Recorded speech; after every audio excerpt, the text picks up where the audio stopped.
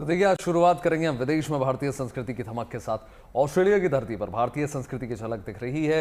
वहां पर देखिए, सनातन का दिव्य स्वर गूंज रहा है। बागेश्वर धाम के पीठाधीश्वर पंडित धीरेन्द्र कृष्ण शास्त्री 8 दिन के ऑस्ट्रेलिया दौरे पर हैं। इस दौरान मेलबर्न, कैनबरा, सिडनी और पर्थ जैसे शहरों में उनके कार्यक्रम चल रहे हैं। एक दिन पहले धीरेन्द्र कृष्ण शास्त्री ने कैनबरा के संसद भवन में अपने विचार रखे। ये पहला मौका है जब ऑस्ट्रेलिया की संसद में किसी भारतीय संत ने आध्यात्मिक सभा रखी हो। इस दौरान देखिए, भारतीय मूल के लोगों के साथ ही ऑस्ट्रेलिया के सांसद और दूसरे देशों से आए लोगों ने भी भारतीय संस्कृति का आध्यात्मिक लाभ लिया। विश्व शांति, प्रेम और आध्यात्मिक जागरण का संदेश लेकर पहुंचे धीरेन्द्र कृष्ण शास्त्री ने अपने प्रवचनों के जरिए दुनिया को संदेश दिया कि सनातन केवल एक परंपरा नहीं बल्कि मानवता को जोड़ने वाली एक शक्ति है। और उसी की तमाम तस्वीरें आपके टेलीविजन स्क्रीन में इस वक्त हम दिखा रहे हैं। किस प्रकार से बागेश्वर बाबा जब विदेश की धरती में पहुंचे, उन्होंने बाकायदा संबोधन शुरू किया तो बड़ी संख्या में तमाम न सिर्फ श्रद्धालु जुड़े बल्कि ऑस्ट्रेलिया के भी मूल के तमाम सांसद और तमाम लोग जुटे और उन्होंने प्रवचन को बखूबी सुना और जय सिया राम के जयघोष के साथ ये शुरुआत की गई।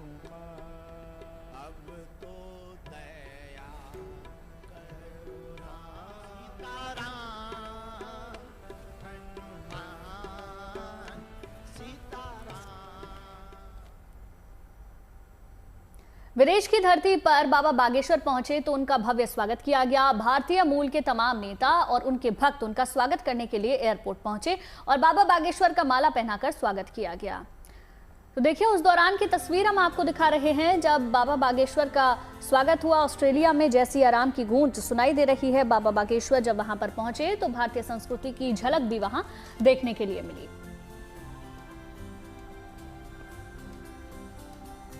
देखिए, उसी दौरान की तस्वीरें हम आपको दिखा रहे हैं जब बाबा बागेश्वर एयरपोर्ट पर पहुंचे थे, वहां उनका स्वागत हुआ।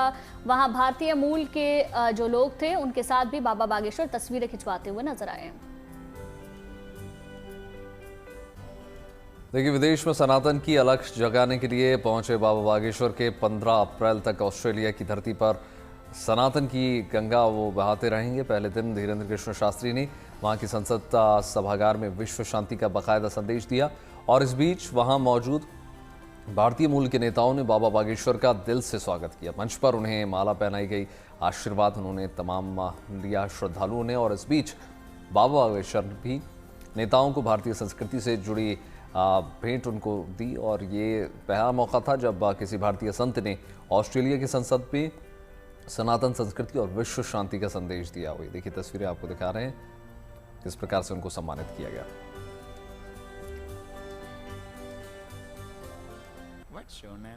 बाबा बागेश्वर का दरबार सजा तो हर कोई सिया राम की भक्ति में लीन हो गया और जब सवाल जवाब का मौका मिला तो एक बच्ची ने बाबा बागेश्वर धाम सरकार का दिल जीत लिया। बच्ची ने बाबा बागेश्वर से डिस्ट्रैक्शन को लेकर सवाल पूछा तो बाबा बागेश्वर ने सीधा और सरल उपाय बताया। देखिए बच्ची के साथ ये दिलचस्प बातचीत। Get not distracted. Because every time I do my counting on the japa counter, I always get distracted. How can I not get distracted? Radhe Radhe गुरुजी। कियारा का प्रश्न ये है कि मैं बहुत प्रयास करती हूँ कि जपा काउंटर में मैं अपने नाम के जपा करती रहूँ, बट हर वक्त मेरा मन जो है डिस्ट्रैक्ट हो जाता है। मैं बहुत प्रयास करती हूँ। क्या आप गेम देखती हैं? खेलती हो? No. Mobile? Sometimes. Yes. Sometime. Mobile? Yes. Reel? Huh? Reels? Yes. 15 minutes a day. Pictures? Movies? Yes. Friend circle? Yes. Okay, अब एक काम करना है। इन सब के लिए आप एक शॉर्ट टाइम दीजिए और नाम जप के लिए अपने अंगूठे में काउंटर लगा करके खेलते खेलते, चलते चलते, मूवीज पिक्चर देखते देखते, गेम्स देखते देखते या फ्रेंड सर्कल के साथ वॉकिंग करते करते नाम जप स्टार्ट कर दीजिए। धीरे धीरे जीभ की आदत जीवन को हो जाएगी। What's your name? तो देखिए, ऑस्ट्रेलिया की धरती पर भारतीय संस्कृति की झलक का दिख रही है। वहां पर सनातन का दिव्य स्वर गूंज रहा है। बागेश्वर धाम के पीठाधीश्वर पंडित धीरेन्द्र कृष्ण शास्त्री 8 दिन के ऑस्ट्रेलिया दौरे पर हैं।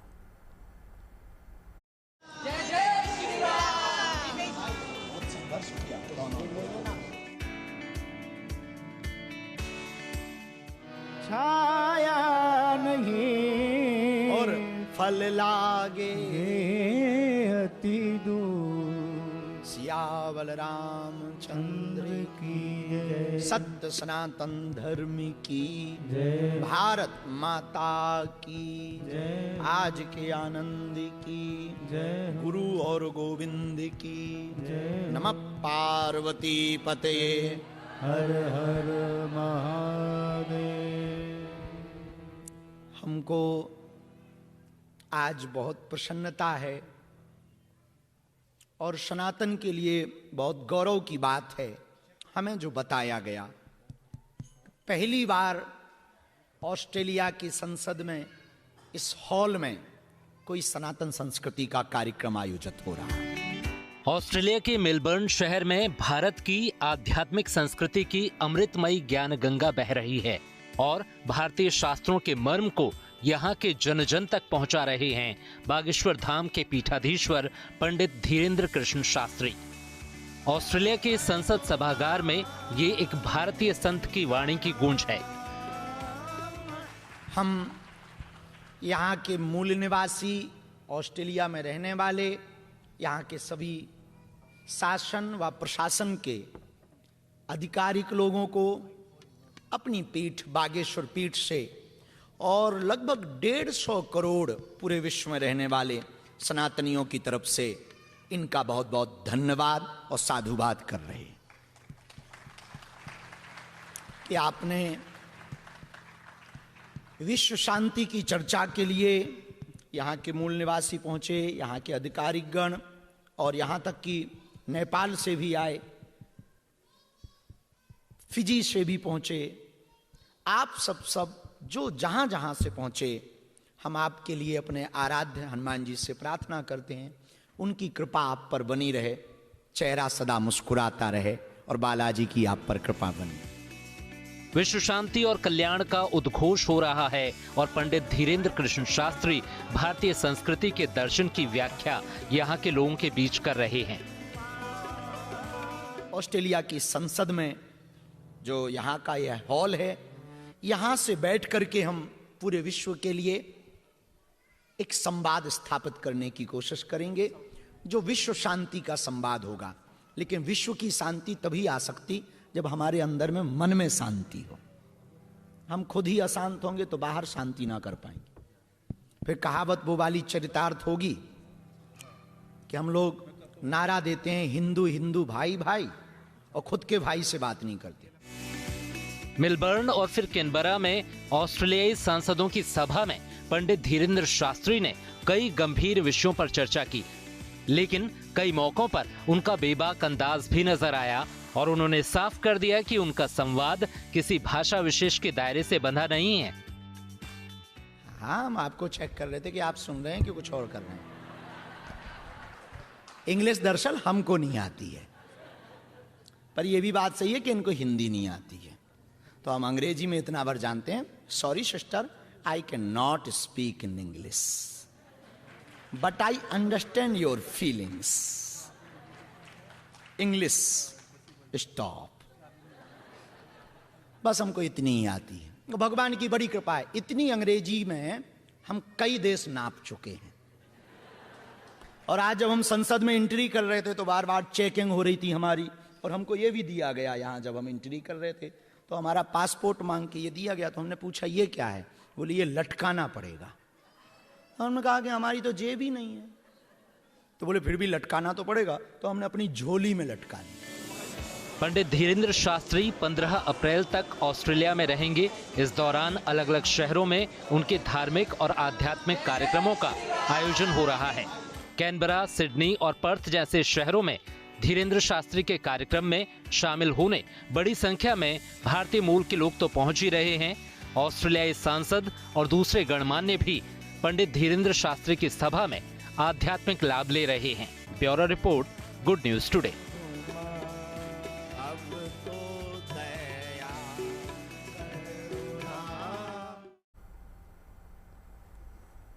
सनातन संस्कृति वसुदेव कुटुंबकम का संदेश देती है। मतलब ये पूरी वसुधा यानी धरती हमारा घर है और हम सभी को मिलजुल कर इसकी देखभाल करनी है। बागेश्वर धाम के प्रमुख धीरेन्द्र शास्त्री सनातन का यही संदेश लेकर विदेश की धरती पर पहुंचे हैं। गाइए, सब गाइए।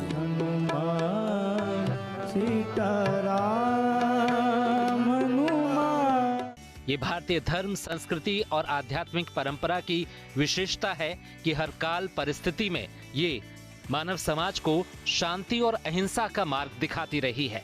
पंडित धीरेन्द्र कृष्ण शास्त्री इस मर्म का अमृत ऑस्ट्रेलिया के अलग अलग शहरों में बांट रहे हैं और ऑस्ट्रेलिया में उनकी सभाओं में अच्छी खासी भीड़ देखी जा रही है।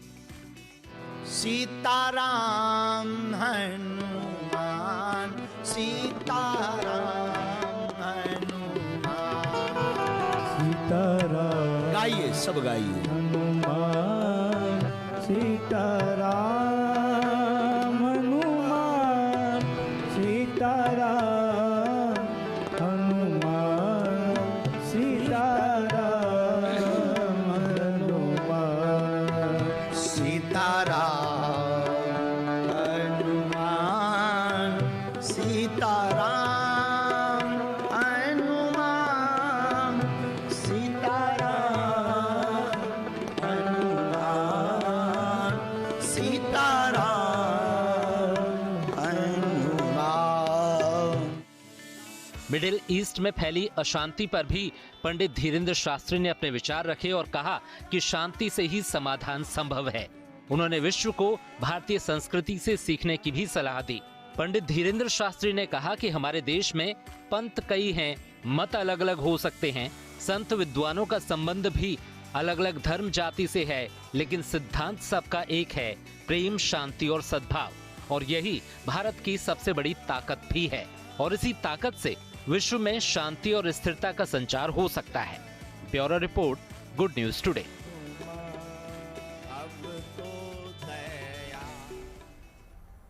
देखिए, 19 अप्रैल को अक्षय तृतीया का पावन दिन है। अक्षय तृतीया वो दिन है जिस दिन किए गए पुण्य कार्य का फल कई गुना बढ़ जाता है। इसी दिन से उत्तराखंड में चारधाम यात्रा की शुरुआत होने जा रही है। 19 अप्रैल को यमुनोत्री और गंगोत्री धाम के कपाट खुल जाएंगे। इसके बाद 22 अप्रैल को केदारनाथ धाम के कपाट भक्तों के लिए खोल दिए जाएंगे, जबकि अगले दिन यानी 23 अप्रैल को बद्रीनाथ के कपाट भी खुल जाएंगे। चारधाम यात्रा को लेकर भक्तों में ज़बरदस्त उत्साह अभी से देखने को मिल रहा है। 10 लाख से ज़्यादा लोग अपना रजिस्ट्रेशन ऑलरेडी करा चुके हैं। इस बीच वहाँ लगातार हो रही बर्फबारी से चारधाम की वादियाँ जो हैं उनका कुदरत ने ऐसा लग रहा है श्वेत श्रृंगार किया। हालांकि बर्फबारी के बीच तैयारियां जोरों पर है, प्रशासन पूरी तरीके से अलर्ट में है और प्रयास यही किए जा रहे हैं कि किसी भी प्रकार की कोई परेशानी जो है किसी भी श्रद्धालु को ना हो सके। और उसी के लिए 3 तस्वीरें आपके टेलीविजन स्क्रीन पर दिखा रहे हैं। जिस प्रकार से बर्फबारी का भी दौर जारी है, प्रशासन भी मुस्तैद है और किसी भी प्रकार की कोई समस्या ना हो ये सुनिश्चित किया जा रहा है।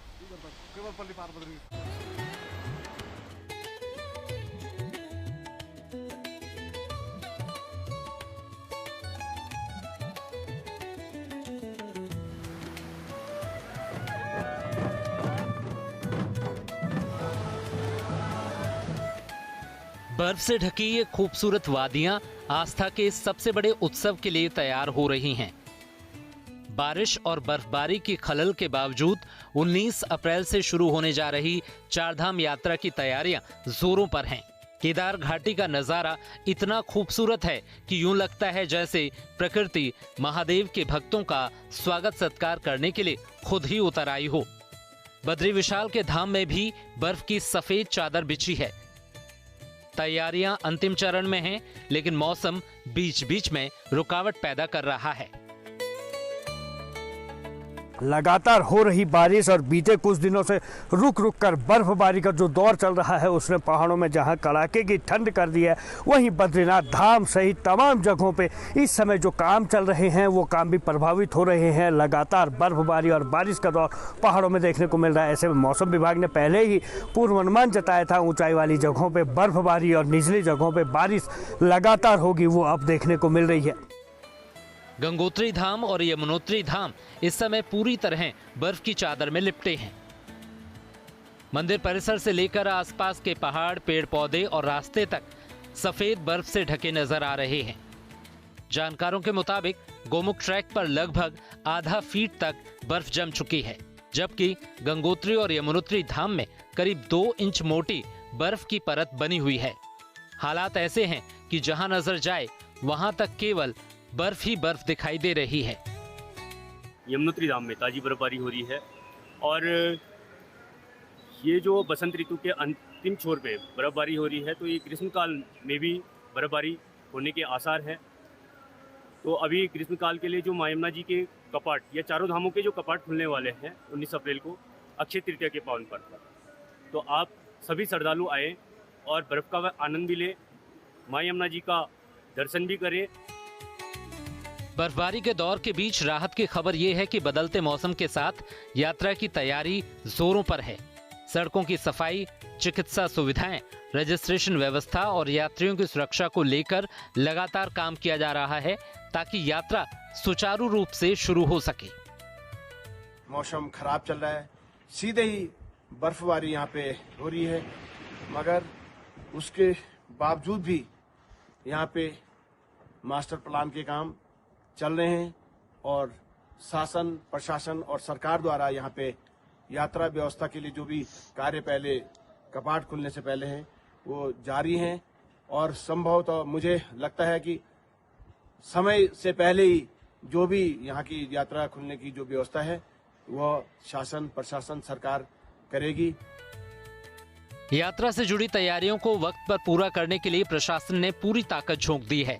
चारधाम यात्रा से जुड़ी तैयारियों को परखने के लिए भी प्रशासन अब फुल एक्शन मोड में नजर आ रहा है।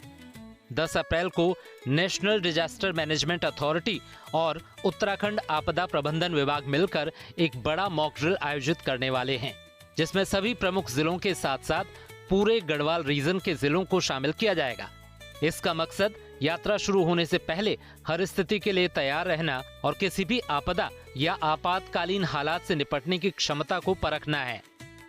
मॉक ड्रिल के जरिए अलग अलग विभागों के बीच तालमेल, रेस्क्यू ऑपरेशन, मेडिकल इमरजेंसी और आपदा प्रबंधन की रणनीतियों को जमीन पर जांचा जाएगा ताकि किसी भी चुनौती के वक्त तुरंत और प्रभावी कार्रवाई की जा सके। केदारनाथ धाम से प्रवीण सेमवाल और चमोली से कमल नयन सिलोड़ी के साथ bureau report, good news today. Shri Jagannath मंदिर के रत्न भंडार की गिनती का दूसरा चरण जारी है। तय प्रक्रिया के अनुसार महाप्रभु के खजाने की गिनती की जा रही है। इस दौरान रत्न भंडार के आभूषणों, रत्नों और मूल्यवान वस्तुओं की डिजिटल लिस्टिंग की जा रही है।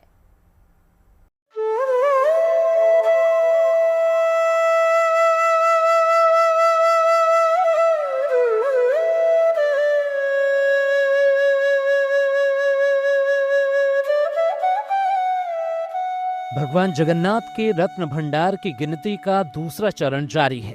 सर्वेक्षण का काम पूरी तरह पारदर्शी रहे, इसके लिए वीडियोग्राफी, फोटोग्राफी और 3D मैपिंग जैसी तमाम आधुनिक तकनीकों का इस्तेमाल किया जा रहा है। 48 साल बाद भगवान जगन्नाथ के खजाने की गणना हो रही है। ये कोई मामूली तिजोरी नहीं है, ये सदियों से राजाओं, महाराजाओं और भक्तों द्वारा महाप्रभु को अर्पित किए गए सोना, चांदी और बहुमूल्य रत्नों का संग्रह है। इस रत्न भंडार को 3 भागों में बांटा गया है: चलित, बाहरी और भीतरी। चलित भंडार में वो रत्न और आभूषण हैं जिनका इस्तेमाल भगवान के दैनिक श्रृंगार और रोज की पूजा में होता है। इसके अलावा बाहरी रत्न भंडार में विशेष आयोजनों के लिए उपयोग में आने वाले गहने और जवाहरात रखे जाते हैं, जबकि मंदिर के रत्न भंडार के अंदरूनी हिस्से को भीतरी रत्न भंडार कहा जाता है। ये बाहर भंडार का और फिर भीतर भंडार का जो है वो अगले फेज में होगा। भीतर भंडार का जो गिनती, और इसमें पूरा पता चलेगा कि भगवान जगन्नाथ के पास कितने सोना है, कितने चांदी है। ये भी बोला जाता है कि भगवान जगन्नाथ के पास 8,000 से ज्यादा तोला सोना और 4,000 से ज्यादा तोला चांदी और कई सारे गहना और कई सारे ऐसे अलंकार है जिसको गिनने के लिए कई दिन लगता है, और इसलिए हर तरह की व्यवस्था किया गया है। पुरी जगन्नाथ मंदिर के खजाने की गणना कई चरणों में पूरी की जाएगी। पहला चरण पिछले महीने 25 मार्च को शुरू हुआ था और अब दूसरे फेज का काम 11 अप्रैल तक जारी रहेगा। गणना के दौरान भगवान के आभूषणों की डिजिटल लिस्ट तैयार की जा रही है और धातु की कैटेगरी के अनुसार उन्हें अलग अलग रत्न संदूकों में रखा जा रहा है।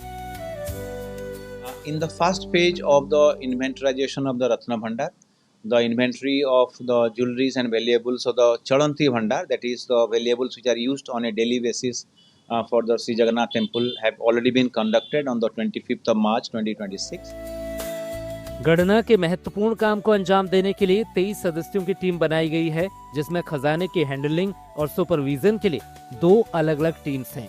हैंडलिंग टीम में 15 और सुपरवाइजिंग टीम में 8 सदस्य हैं। गिनती की प्रक्रिया के लिए केवल इन कमेटी के सदस्यों को ही रत्न भंडार के अंदर जाने की अनुमति है। तय प्रक्रिया और चरणबद्ध तरीके से महाप्रभु के आभूषणों और रत्नों की डिजिटल लिस्ट बनाई जा रही है। 18 अप्रैल तक खजाने की गणना और डॉक्यूमेंटेशन के सारे फेज पूरे हो जाएंगे और उसके बाद भगवान जगन्नाथ के अनमोल रत्नों का हिसाब किताब सार्वजनिक होगा और भक्त महाप्रभु के इस दिव्य रत्न भंडार का दर्शन कर सकेंगे। पुरी से अजय नाथ के साथ bureau report, good news today.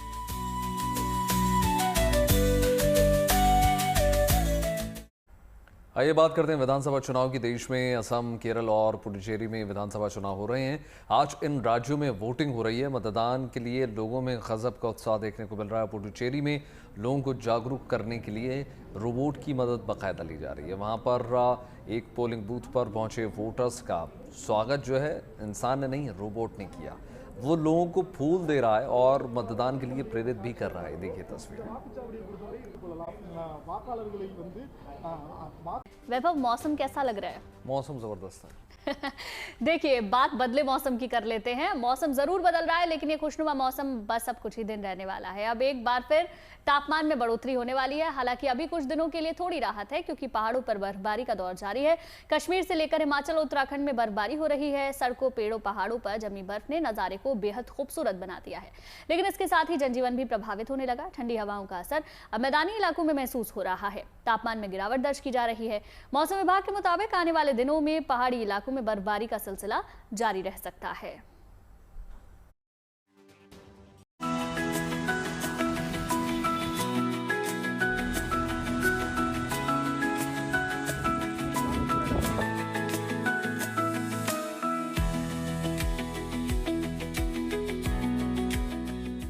मैदानी इलाकों में बादल बारिश की राहत भरी किस्त बीत रही है और अब गर्मी दस्तक देने को तैयार है।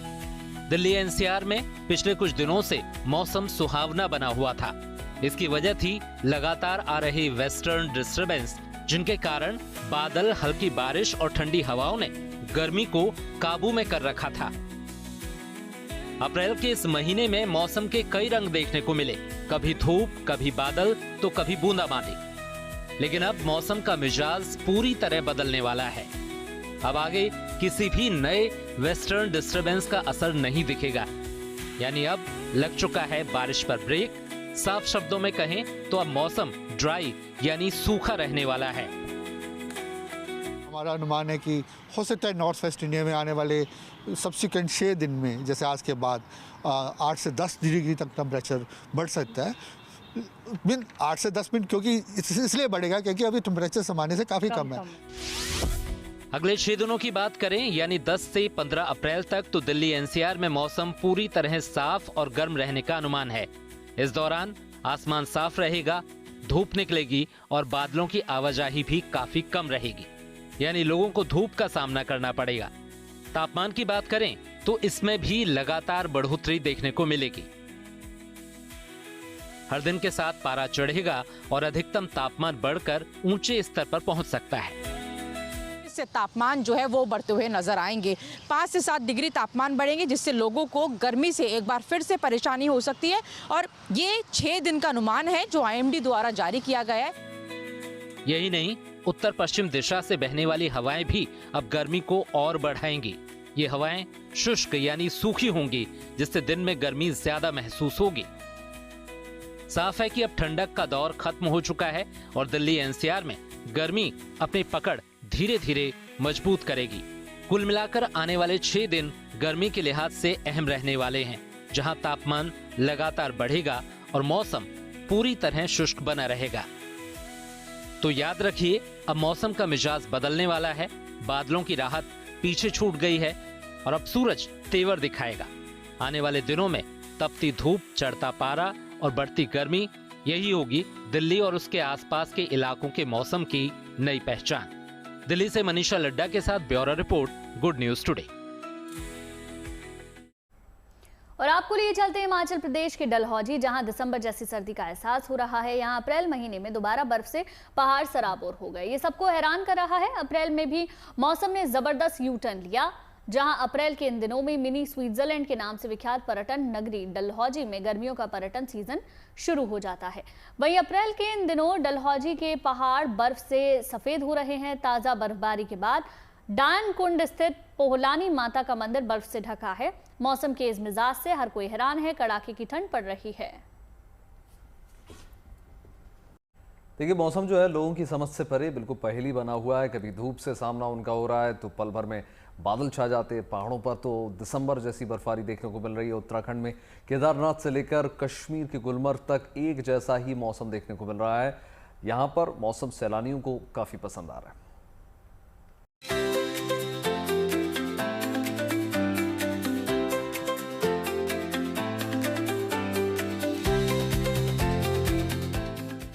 हर तरफ बर्फ का सफेद जादू छाया हुआ है। कश्मीर, उत्तराखंड और हिमाचल प्रदेश के पहाड़ सब एक रंग में रंगे हुए हैं। यकीन मानिए, ये अप्रैल महीने की ताजा तस्वीरें हैं। बर्फबारी के बीच चारधाम यात्रा की तैयारियां चल रही हैं। अभी भी केदारनाथ धाम बर्फ के आगोश में नजर आ रहा है। मंदिर परिसर पूरी तरह सफेद है। मंदिर के आसपास की दुकानें और धर्मशाला भी बर्फ से ढकी हुई हैं। ऐसे मौसम में भी कपाट खोलने से जुड़ी तैयारियां जारी हैं। इस मौसम में पहाड़ों की रानी शिमला में इतनी बर्फ गिर चुकी है कि पूरा इलाका ही सफेदी से नहा उठा है। पेड़ों पर नए डिजाइन हैं, जमीन पर कुदरत का बिछाया सफेद कारपेट है। आसमान से रुई के फाहों की तरह गिरती बर्फ इस एहसास को और भी खास बना दे रही है। ऐसा ही कुदरती नजारा शिमला के पास वाले हिल स्टेशन नारकंडा का भी है। मौसम की मनमर्जियां देख हर कोई हैरान है, क्योंकि अमूमन इस तरह की बर्फबारी दिसंबर से फरवरी के दरमियान ही देखने को मिलती है। हिमाचल प्रदेश का रोहतांग बर्फ से लिपटा हुआ है। इस मौसम में ऐसी बर्फबारी देख सैलानी हैरान हैं, लेकिन चेहरों पर मुस्कान है। मौसम बदला तो तापमान में गिरावट आई है। पहाड़ ही नहीं, मैदानों में पारे ने गोता लगाया। हिमालय ने एक बार फिर साबित किया कि प्रकृति के सामने गर्मी भी बेबस है। श्रीनगर में ऑफ सीजन में हो रही बर्फबारी ने पर्यटन को मानो नया जीवन ही दे दिया। होटल बुकिंग्स अचानक बढ़ गई हैं। लोग बर्फ में खेलने और फोटो खिंचवाने के लिए उमड़ रहे हैं। अच्छा व्यू है यहाँ पर डल लेक में, पानी वगैरह में जो है तो बोटिंग और ये शिकारा राइड्स, इसमें अच्छा मजा आया। और रात में जो हाउस बोट था उसमें भी काफी अच्छा एंजॉय किया। शिकारा राइड तो बढ़िया है, मस्त। और हम हाउस बोट में रहे थे तो इमेजिंग, यानी वर्ल्ड में बोलूँ ना तो यहाँ ही बेस्ट है। वेदर एकदम सही है। 4 डिग्री था, रात को 2 डिग्री हो गया था, तो काफ़ी अच्छा लगा। डल लेक एकदम फ्रीज हो गया था। वर्ड्स नहीं है मेरे पास कि अमेजिंग, यानी बहुत सारा एंजॉय किया। जम्मू कश्मीर के राजौरी में बादलों से आसमान घिरा हुआ है। पहाड़ों पर बर्फ का कब्जा है, जबकि बारिश के बाद नदियां उफान पर हैं। और इन सब के बीच कुदरत की बनाई सुंदर तस्वीर देखने को मिल रही है।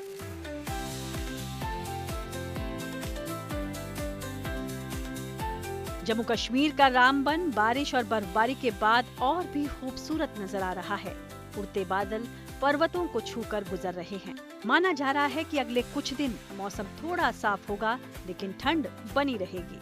फिर एक नया पश्चिमी विक्षोभ सक्रिय हो सकता है। शिमला से विकास शर्मा के साथ bureau report, good news today. और आइए आपको लेकर चलते हैं उत्तर सिक्किम में, जहां पर लाचेन में भूस्खलन के बाद हालात चुनौतीपूर्ण बने हुए हैं। लेकिन इन मुश्किल हालातों के बीच भारतीय सेना उम्मीद की किरण बनकर सामने आई। भूस्खलन के कारण सड़क संपर्क पूरी तरीके से टूट गया था और सड़कों पर पर्यटक जो है वहां पर फंस गए थे। इस बीच भारतीय सेना ने तुरंत मोर्चा संभाला, ऑपरेशन हिम सेतु शुरू कर दिया। कठिन परिस्थितियों के बावजूद राहत और बचाव अभियान सफल रहा। अब तक 135 पर्यटकों को उनके वाहनों सहित बाकायदा सुरक्षित बाहर निकाल लिया गया है। तस्वीरें तभी की दिखा रहे हैं आपको, जबकि बीमार और घायल लोगों को प्राथमिकता के लिए रेस्क्यू किया जा रहा है। सेना और स्थानीय प्रशासन मिलकर लगातार प्रयासरत है ताकि वहां फंसे करीब 1000 लोगों को सुरक्षित उनके घर तक पहुंचाया जा सके। इन तस्वीरों से यह साफ हो जाता है कि मुश्किल हालात हों या प्राकृतिक आपदा, हर बार की तरह इस बार भी भारतीय सेना देशवासियों के लिए ढाल बनकर आगे खड़ी हो जाती है। चलिए अब बात इंडियन प्रीमियर लीग की। आईपीएल का महासंग्राम जारी है। कल रोमांचक मुकाबले में गुजरात टाइटंस ने दिल्ली कैपिटल्स को 1 रन से हरा दिया। वहीं आज कोलकाता नाइट राइडर्स की लखनऊ सुपर जायंट्स से टक्कर होगी। ये मैच कोलकाता के ऐतिहासिक ईडन गार्डन में शाम 7:30 बजे से खेला जाएगा। वैसे आज कोलकाता में बारिश की 90% संभावना है। यहाँ पिछला मैच भी बारिश के कारण रद्द हुआ था। केकेआर का इस सीजन में ये चौथा मैच है। टीम ने अब तक खेले 3 मैचों में से 2 गंवाए हैं। तो पिछला मुकाबला पंजाब किंग्स के खिलाफ बारिश के कारण रद्द हो गया था। वहीं लखनऊ को अपने पिछले 2 मैचों में 1 में जीत और 1 में हार का सामना करना पड़ा है।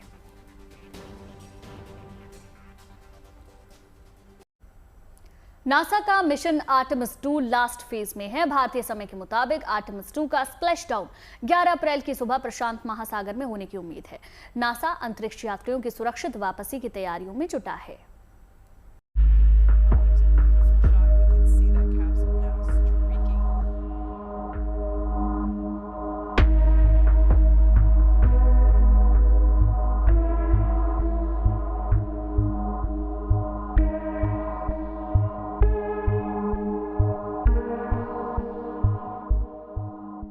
मिशन मून पर गया आर्टेमिस 2 अपने आखिरी पड़ाव पर है और अब सबकी नजर है इसके स्प्लैश डाउन पर, जहां अंतरिक्ष से लौटते वक्त सबसे बड़ा इम्तिहान होता है सुरक्षित लैंडिंग का।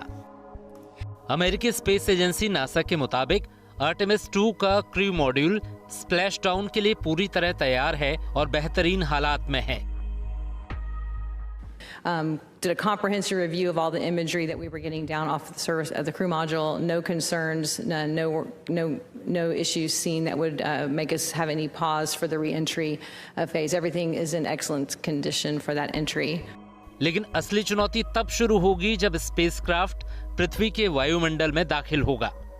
री-एंट्री के दौरान करीब 6 मिनट तक कम्युनिकेशन ब्लैकआउट रहेगा। इस दौरान यान और मिशन कंट्रोल के बीच संपर्क नहीं होगा क्योंकि प्लाज्मा के कारण सिग्नल बाधित हो जाते हैं। इसका मतलब यान से संपर्क पूरी तरह टूट जाएगा।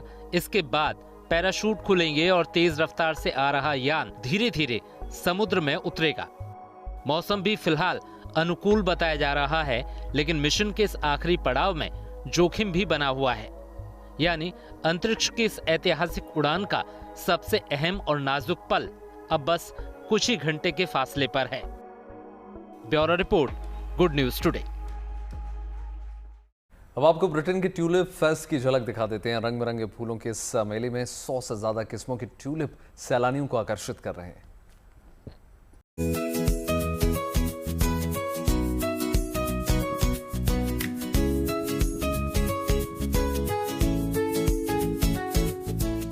ये खूबसूरत नज़ारे हैं ब्रिटेन के ट्यूलिप फेस्ट के, जहां वसंत के मौसम में ट्यूलिप पूरी तरह खिल उठे हैं। ड्रोन से कैद इन तस्वीरों को देखकर ऐसा लग रहा है मानो रंग बिरंगे फूलों की चादर खेतों पर बिछी हुई है। यहाँ 100 से ज्यादा किस्मों के ट्यूलिप लगाए गए हैं जो अलग अलग रंगों में खिलकर पूरे माहौल को बेहद खास बना रहे हैं। फूलों के बीच घूमते लोग, तस्वीरें लेते पर्यटक और हर तरफ बस रंग ही रंग। ये नजारा किसी सपने से कम नहीं लगता। यहाँ के लोगों के लिए सर्दियों के बाद जब पहली बार ट्यूलिप खिलते हैं तो वो पल हमेशा खास होता है। अलग अलग किस्मों के फूल लगाने से पूरा फेस्टिवल मौसम के साथ बदलता रहता है और लोगों को हर बार कुछ नया देखने को मिलता है। तो वसंत के असली रंग के दीदार के लिए सज चुका है अनोखा मेला, जो किसी जादू से कम नहीं। Bureau report, news today. अब आपको बेल्जियम के पियर हार्टलैंड की सैर कराते हैं। नाशपाती के बागानों में सफेद फूलों की बहार है। खास बात यह है कि नाशपाती के इन बागानों में खास पॉपअप ब्लॉसम बार भी बनाया गया है, जहां सैलानी सुकून के पल बिता सकते हैं।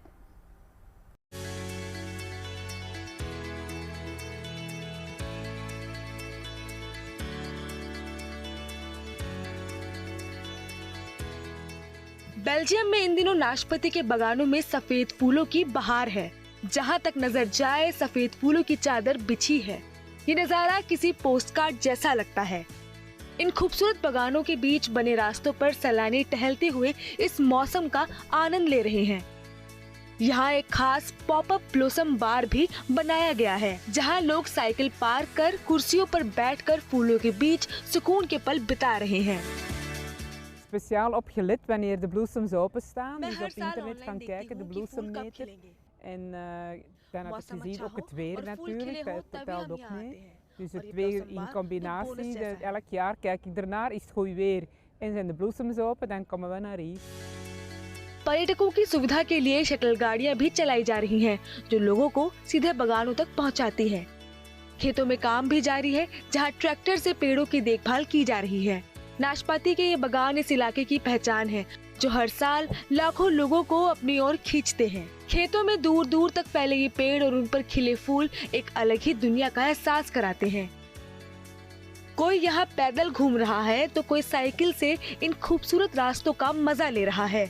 हर तरफ सिर्फ सुकून और प्रकृति की अद्भुत सुंदरता है। Bureau report, news today. Britain जू में इन दिनों खुशियों का माहौल देखने को मिल रहा है। वजह है सोफिया। सोफिया दरअसल बेबी हम्पबैक कैमल है, जिसका जन्म 21 मार्च को हुआ है। सोफिया बैक्ट्रियन कैमल यानी 2 कुबड़ वाले ऊंट की प्रजाति से है और जो दुनिया में बहुत दुर्लभ है।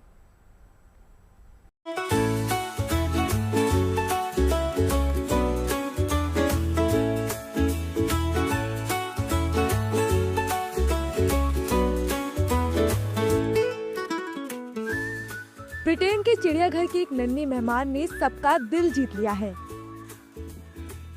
ये है सोफिया ऊंट की ये नन्ही बच्ची, इन दिनों सबकी फेवरेट बनी हुई है। ब्रिटेन के विप्सनेट जू में 21 मार्च को सोफिया का जन्म हुआ और जन्म के कुछ ही देर बाद ये अपने पैरों पर खड़ी नजर आई। सोफिया बैक्ट्रियन कैमल यानी 2 कुबड़ वाले ऊंट की प्रजाति से है, जो दुनिया में बेहद दुर्लभ माने जाते हैं। नन्ही सोफिया अपने परिवार के साथ मस्ती करती नजर आई।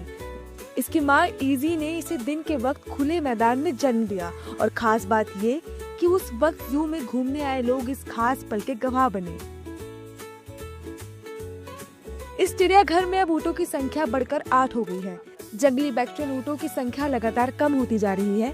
मंगोलिया और चीन के रेगिस्तानों में इनकी संख्या 950 से भी कम रह गई है। ऐसे में सोफिया का जन्म उम्मीद की एक नई किरण है और वन्यजीव संरक्षण के लिए एक अच्छी खबर भी। नन्ही सोफिया की ये पहली झलक याद दिलाती है कि हमें दुर्लभ प्रजातियों को बचाने की कितनी जरूरत है।